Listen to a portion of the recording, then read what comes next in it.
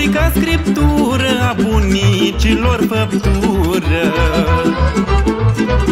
Un copil în suflet poartă, lângă mamă, lângă tată, două chipuri ca scriptură a bunicilor făptură. Bunicii cu vocea caldă doar alintă și dezmiardă, n-am să uit dragostea lor până o fi, Doamne, să mor, măi. Bunicii cu vocea caldă doar alintă și dezmiardă, n-am să uit dragostea lor până o fi, Doamne, să mor, măi.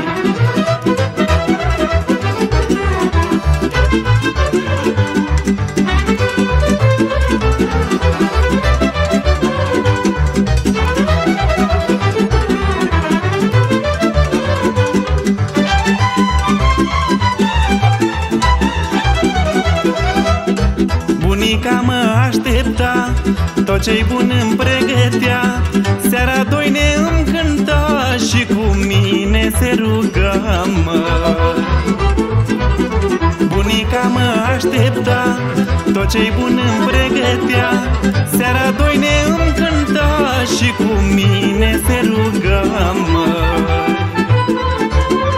Bunicii cu vocea caldă doar alintă și dezmiardă, n-am să uit dragostea lor până o fi, Doamne, să mor, măi.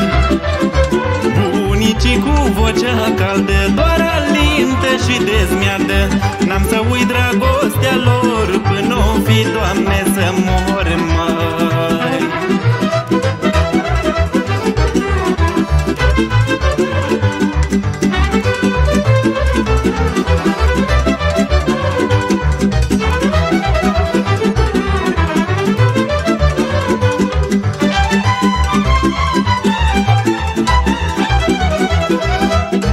Dacă-i supăram vreodată, știam că-s bun și mă iartă, glasul lor și al lor povață mi-au fost călăuz în viață.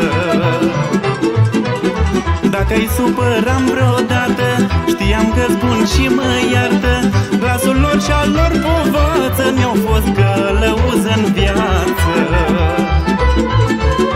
Bunicii cu vocea caldă doar alintă și dezmiardă, n-am să uit dragostea lor până o fi, Doamne, să mor, măi. Bunicii cu vocea caldă doar alintă și dezmiardă, n-am să uit dragostea lor